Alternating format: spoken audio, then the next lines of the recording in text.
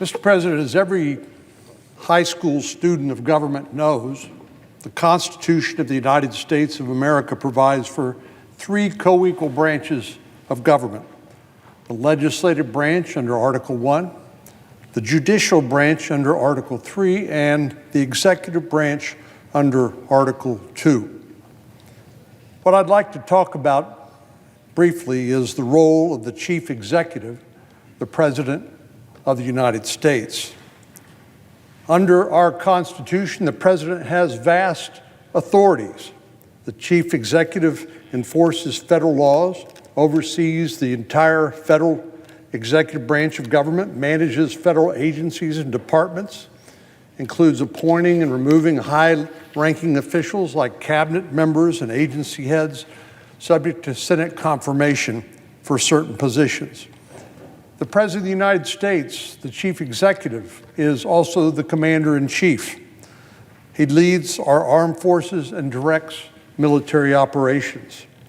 While only Congress can declare war, the President can deploy troops and respond to immediate threats, often with congressional authorization, but not always.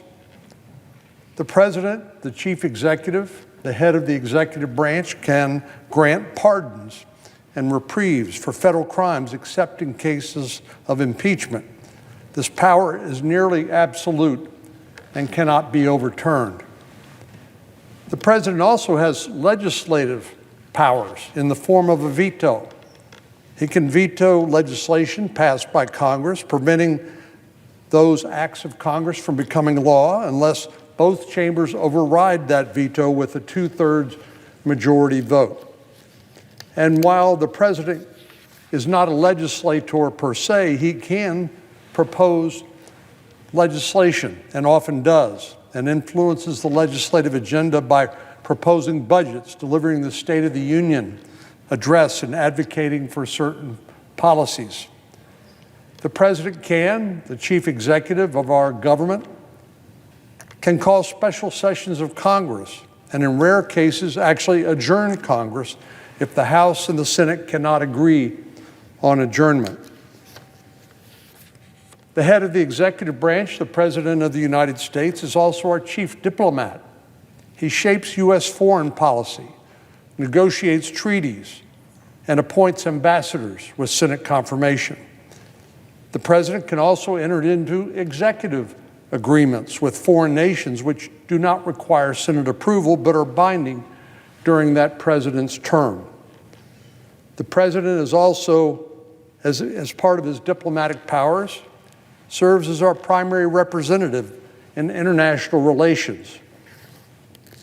And then when it comes to judges, the Article 3 branch, the President of the United States, the head of the executive branch, nominates federal judges, including Supreme Court judges, obviously subject to Senate confirmation, as well as members of the inferior judiciary.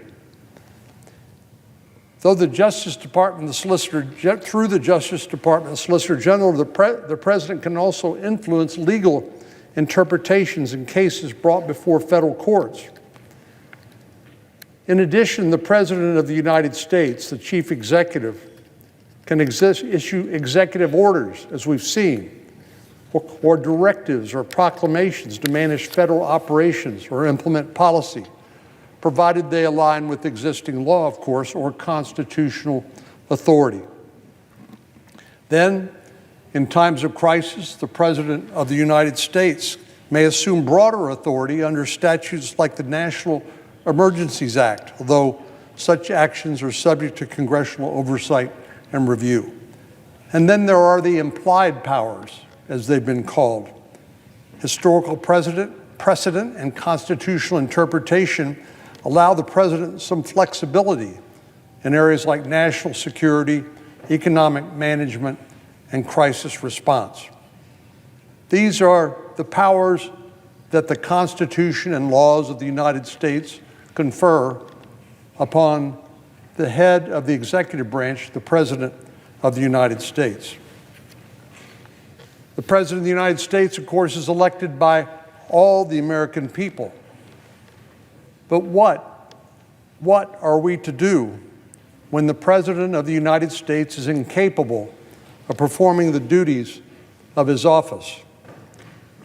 Who is it that purports to act for the President if the President is incapable of acting himself? Well, this was something that was contemplated even as far back as the Federalist Papers during the founding of our country. Alexander Hamilton wrote in Federalist 70, "Energy in the executive is the leading character in the definition of good government. It's essential to the protection of the community against foreign attacks and to the steady administration of the laws." Hamilton also warned of the dangers associated with a weak executive or a weak president. He said a feeble executive implies a feeble execution of the government. A feeble execution is but another phrase for bad execution, and a government ill executed, whatever it may be in theory, must be in practice bad government. Well, unfortunately, Alexander Hamilton's warnings ring true when we consider the presidency of Joe Biden, a weak, feeble executive who proved incapable of performing many of the duties of his office. Last June, during the presidential debate, the American people saw with their own eyes what many had known to be true, but would not admit publicly. Our sitting commander-in-chief was suffering from severe cognitive decline. We now know that there was a conspiracy to hide the president's true condition by his family, by his staff, by the media, and by many public officials. We were told over and over again, "Don't believe your lying eyes."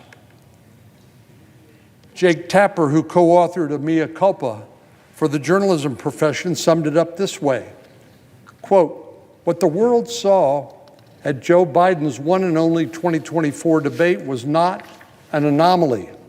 It was not a cold. It was not someone who was under or over prepared. It was not somebody who was just a little tired. It was the natural result of an 81-year-old man whose capabilities had been diminishing for years. Biden, his family, and his team let their self-interest and fear of another Trump term justify an attempt to put an at times addled old man in the Oval Office for 4 more years." Close quote. Mr. President, this is a true constitutional crisis, bigger than President Biden, and it cannot be absolved by a collective apology by the press or an election where that president's party lost. We should know, the American people should know, and still do not know, precisely what should happen when a president is incapable of performing his or her constitutional duties. Tomorrow I'll be co-chairing, along with my colleague from Missouri, Senator Eric Schmitt, in the Senate Judiciary Committee, a hearing to delve into the constitutional implications of President Biden's cognitive decline while in office. At that hearing, we'll begin to address some of the many unanswered questions from this scandal, questions that are foundational to the functioning of our form of government. One of the aims of the hearing will be shining a light on what exactly went on at the White House during the Biden administration. The chain of events that occurred within the Biden administration matters, and we cannot discount it merely because he is no longer in office. With a compromised president, the very legitimacy of our government is undermined. From the Biden border crisis to the disastrous results from the withdrawal in Afghanistan, the American people were the ones who paid the price. And it's now clear that for many months, no one knows exactly how long, the president was simply not up to the task. So we have to ask difficult questions, like who was really in charge during the last months of the Biden administration? Was it his wife? Other members of his family? Was it his chief of staff? Was it others? Well, none of these individuals, whoever they may be, were elected by the American people. Whoever happened to be making those decisions and carrying out the duties of the office of president was not somebody who was authorized by the Constitution or by a vote of the American people. This, Mr. President, is an existential threat to our democratic republic. This threat, and it cannot be ignored, and it will not be ignored. History tells us this state of affairs was reminiscent of the Wilson presidency, where the First Lady assumed many of her husband's duties during his infirmity, but kept it secret from the American people. It was one of the events that inspired those who drafted the 25th Amendment of the United States Constitution. Certainly, the American people did not consent to being governed by Jill Biden, and they didn't elect the White House chief of staff or whoever else purported to act on the president's behalf.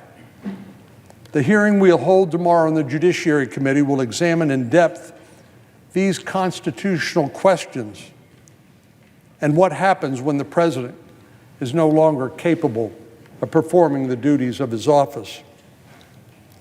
Our country has faced many difficult challenges in the past, including of succession for presidents. For example, when John F. Kennedy was assassinated in 1963. In the aftermath of that assassination and the questions it raised, Congress began considering a constitutional amendment about presidential succession. In 1965, Senators Birch Bayh and Representative Emanuel Seller introduced a resolution in Congress to clarify the order and procedures of presidential succession. This resolution was the basis for the 25th Amendment, which Congress approved in July of that same year. And of course, for every constitutional amendment, every state must actually, 3/4 of the state must actually ratify that resolution. And the states finished ratifying the 25th Amendment in 1967 after it was first proposed in 1965. And President Lyndon Johnson certified the amendment that February. The 25th Amendment to the Constitution provides a roadmap for succession in instances of presidential incapacity. Section 4 gives the Vice President, in this case Vice President Harris, or a majority of the President's cabinet, that would be President Biden's cabinet, it gives them the authority to challenge the President's ability to carry out the functions of his office subject to a vote in Congress. But in this instance that we all witnessed less than a year ago, Kamala Harris and the cabinet did nothing. Or rather, they did something. They hid the truth from the American people. So who, Mr. President, this hearing will ask, is accountable when the cabinet fails to do its duty, when the Vice President fails to do her duty under Section 4 of the 25th Amendment? Are there penalties for failing to act? Is there any accountability whatsoever? Should there be? The framers of this amendment wanted it to be possible, yet difficult, to remove a president when absolutely necessary. Ultimately, though, they acknowledged that the execution of the 25th Amendment would depend on the good faith of the cabinet and the vice president. But Biden's cabinet did not act in good faith, nor did the vice president herself. They acted in their political and personal self-interest. This is the paradox of self-government. Many of the rules, traditions, and institutions that sustain our republic are self-executing, self-enforcing. And so the health and legitimacy of our democratic republic rests on the character of the men and women who serve in government. This brings us to the most crucial questions we will address in the hearing. Why was the 25th Amendment not invoked? And what factors do we need to look at that may have played a role in congressional inaction? Most importantly, as part of our legislative responsibilities, should Congress consider amending the 25th Amendment further to further clarify responsibilities and protocols in case this disaster befalls our nation again? As a government, as an American people, it's imperative that we have clear contingency plans when emergency strikes. And yes, it is an emergency when we have a sitting president who's unable to discharge the duties of his office. He certainly could not have been trusted to make one of the gravest decisions that faces any president in history: what to do in matters of war and peace, a situation that feels all that much more real given the current events in the Middle East. The concerns raised by this incident stretch beyond the boundaries of partisan politics. We must not turn away from the search for answers, and it is not an overstatement to say the future of our country could one day hinge on how we choose to act or not act on this issue. So tomorrow's hearing is a first important step in preserving this land of the free for future generations. In these United States, those in authority derive their power from the consent of the governed. But during much of the last 4 years, we know that our country was largely led by unelected staff whose names are unknown by the American people. I look forward to tomorrow's hearing, examining these hard but existentially important questions that must be answered from this monumental scandal.